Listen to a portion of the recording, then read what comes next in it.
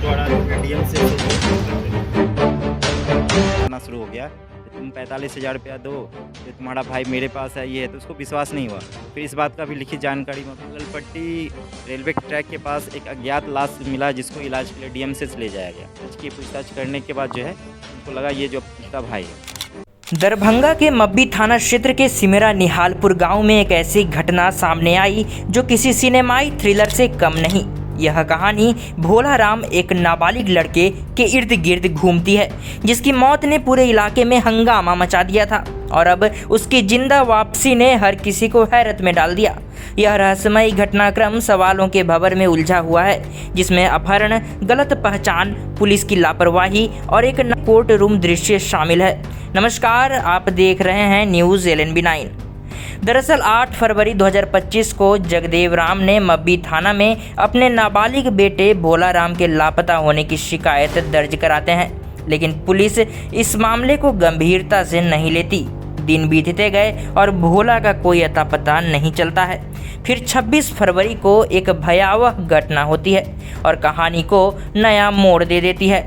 दोनार अलपट्टी railway track के पास कुछ युवकों को एक बुरी तरह से जख्मी लड़का मिला, जिसके दोनों हाथ और पैर कटे हुए थे। उसे तुरंत दरभंगा मेडिकल कॉलेज हॉस्पिटल यानी DMCH में भर्ती कराया जाता है।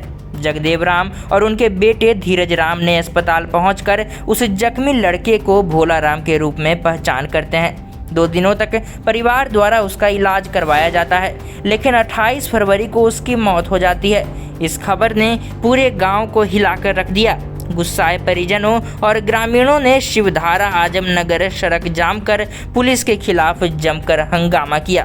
भीड़ का गुस्सा देखकर SSP जगुनाथ रेड्डी ने तुरंत कार्रवाई की और मब्बी थानाध्यक्ष दीपक कुमार को निलंबित कर दिया गया। इस घटना में एक नया मोड़ फिर आता है, जब रहस्यमयी तरीके से मृतक जिंदा हो जाता है। दरअसल 17 अप्रैल 2025 को दरभंगा व्यवहार न्यायालय में एक ऐसा दृश्य देखने को मिलता है जिससे सबके होश उड़ जाते हैं। भोला राम, जिसे मृत घोषित कर उसका अंतिम संस्कार तक कर दिया गया था, अचानक जीवित अवस्था में कोर्ट में पेश हुआ। उसके साथ उसका भाई धीरज और परिजन भी थे। भोला ने कोर्ट को बताया कि वह मरा नहीं था, बल्कि वह नेपाल में था और उसका अपहरण कर लिया गया था। उसकी कहानी किसी जासूसी फिल्म जैसी थी। भोला ने बताया कि ललित नारायण मिथिला विश्वविद्यालय के नागेंद्र झा स्टेडियम के पास कुछ अज्ञात लोगों ने उसके मुंह पर रुमाल रखकर उसे बेहोश कर दिया। जब उसे होश आया तो वह नेपाल के एक अज्ञात स्थान पर था, जहां उसे एक कमरे में बंद रखा गया। वह कई बार अपने परिजनों को व्हाट्सएप कॉल के जरिए संपर्क करने की कोशिश करता, लेकिन परिजन उसका कॉल काट देते। आखिरकार 1-2 दिन पहले उसका कॉल धीरज ने उठाया और भोला ने अपनी आप बीती सुनाई। परिजनों ने तुरंत नेपाल जाकर उसे छुड़ाया और भारत लाया। घर पहुंचते ही भोला ने कोर्ट में अपनी मौजूदगी दर्ज कराई ताकि सच सामने आ सके। तुम यहाँ से कैसे गायब हो गए थे बताओ? यहाँ से गए रात में बैट बॉल खेलने के लिए, तो खेल उठ करके बैठे वहाँ। फिर पीछे से 3-4 आदमी आया और कपड़ा से मुँह ढक दिया। फिर उसके बाद क्या हुआ पता नहीं चला मुझे। फिर जब उठे तो एक घर में बंद थे हम और कान रहे थे और हल्ला कर रहे थे। तो आदमी जो आया और बोला अगर हल्ला करेगा तो मार देंगे, चुपचाप रहो। तो चुपचाप रहे डर से। तो वहीं पे बैठे थे रुकानते थे और सो गए। फिर बहुत देर के बाद भात ला के दिया और पानी और खाए। फिर कानून के वहीं पे सो गए, हल्ला नहीं करने देगा। फिर तुम कैसे यहाँ तक कैसे पहुँचे? तो उसके बाद एक दिन वो घर खुला हुआ था, तो देखे कोई नहीं है, शाम था, उधर कोई नहीं था। हाँ। तो भागे उधर से भागे। फिर बाजार आर मिला, वहाँ पे गए बैठे। वो आदमी से पूछा तू इतना गंदा है कहाँ से आया है? तो बताएं वो पकड़ के कोई लेके आया था, उधर पकड़ के रखा था। तो हम भाग के आए हैं इधर। तो बोला अब कहाँ जाओगे? तो बोले घर जाएंगे। नंबर है? तो बोले हाँ है। 8 फरवरी को मेरा भाई जो है कहीं चला गया था और उसके बाद हम लोगों के द्वारा मब्बी थाना में गुमशुदगी का रिपोर्ट दर्ज कराया गया, लेकिन मब्बी थाना के द्वारा FIR दर्ज नहीं किया बल्कि सनहा दर्ज कर दिया गया। और उसके बाद हम लोग काफ़ी खोजबीन की, अपने स्तर से हर जगह खोजबीन किए। उसके कुछ दिनों के बाद उसके भाई के मोबाइल पर जो है लगातार एक अज्ञात नंबर से फ़ोन आना शुरू हो गया कि तुम 45,000 रुपया दो, जो तुम्हारा भाई मेरे पास है ये है। तो उसको विश्वास नहीं हुआ। फिर इस बात का भी लिखित जानकारी मब्बी थाना को दिया। फिर वहाँ भी उसकी सुनवाई नहीं हुआ। फिर एसएसपी ऑफिस में दिया गया, लेकिन वो सुनवाई नहीं किया। फिर इसका भाई के द्वारा जो है सोचा कि पैसा दे देते हैं तो मेरा भाई को रिटर्न कर देगा। तो ये 5,000 रुपया पे फ़ोन के माध्यम से उस नंबर पे भेज दिया। भेजने के बाद भी जो है इसका भाई नहीं मिला। कुछ दिनों के बाद फिर इसको पता चला कि यहाँ ललपट्टी रेलवे के ट्रैक के पास एक अज्ञात लाश मिला, जिसको इलाज के लिए डीएमसीएच ले जाया गया। वहाँ पे इन लोगों को बुलाया गया। जब बुलाया गया तो शायद इसका चेहरा उस लाश का फुला हुआ था। तो इन लोगों के लिए दावा किया गया जो नहीं, इसका डीएनए टेस्ट कराया जाए, जो इसको शक है जो इसका भाई नहीं है। उसके बावजूद भी जो है वहाँ पर इन लोग को ज़बरदस्ती, इन लोगों का कहना जो नहीं, ज़बरदस्ती हम लोग को लाश दे दिया गया। फिर हम लोग उसका दाह संस्कार कर दिए।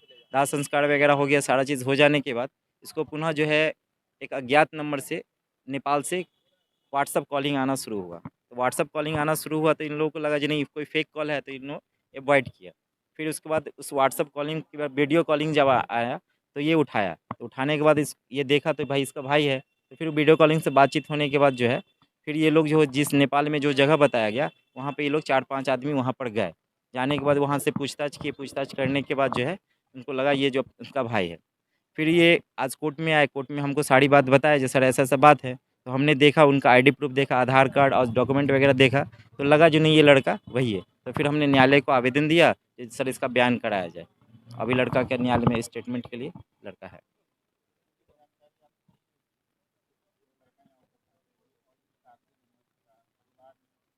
जी, जी, हमको मेरे पास जो डॉक्यूमेंट है, पोस्टमार्टम रिपोर्ट, मृत्यु प्रमाण पत्र दिखाया गया, जिससे ये साबित होता है कि वो लड़का मर चुका है।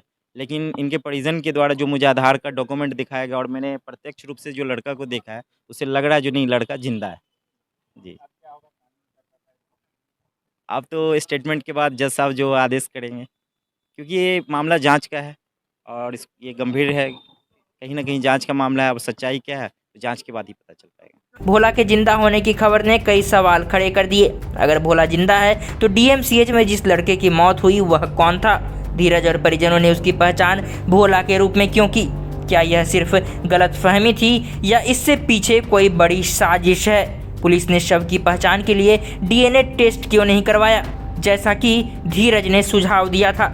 और सबसे बड़ा सवाल, क्या भोला का अपहरण और उस अज्ञात लड़के की मौत के बीच कोई कनेक्शन है? परिजनों का कहना है कि डीएमसीएच में शव का चेहरा इतना विकृत था कि पहचान करना मुश्किल था। पुलिस के दबाव में उन्होंने उसे भोला मान लिया, लेकिन इस गलती ने न सिर्फ एक निर्दोष पुलिस अधिकारी को निलंबित करवाया, बल्कि उस अज्ञात लड़के के परिवार को भी उनके हक से वंचित रखा। यह भी सवाल उठता है कि भोला के अपहरण के पीछे किसका हाथ था और उसे नेपाल क्यों ले जाया गया? क्या यह तस्करी का मामला था या कोई पुरानी रंजिश? यह कहानी अब तक कई अनसुलझे रहस्यों से भरी है। क्या भोला की कहानी पूरी तरह सच है या इसमें कुछ और छिपा है? नेपाल में उसे बंद रखने वाले लोग कौन थे और उनका मकसद क्या था? उस अज्ञात लड़के की मौत के पीछे की सच्चाई क्या है? क्या वह हादसा था या हत्या? और सबसे बड़ी बात, क्या पुलिस इस मामले की तह तक जाएगी या यह रहस्य हमेशा के लिए दफन हो जाएगा?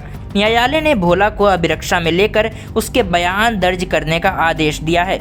विशेष पीपी संजीव कुमार कुंवर ने इस मामले की गहन जांच की बात कही है, लेकिन जनता के बीच यह सवाल गूंज रहा है कि क्या सच्चाई कभी सामने आएगी या यह मामला दरभंगा की गलियों में एक अनसुलझी पहेली बनकर रह जाएगा।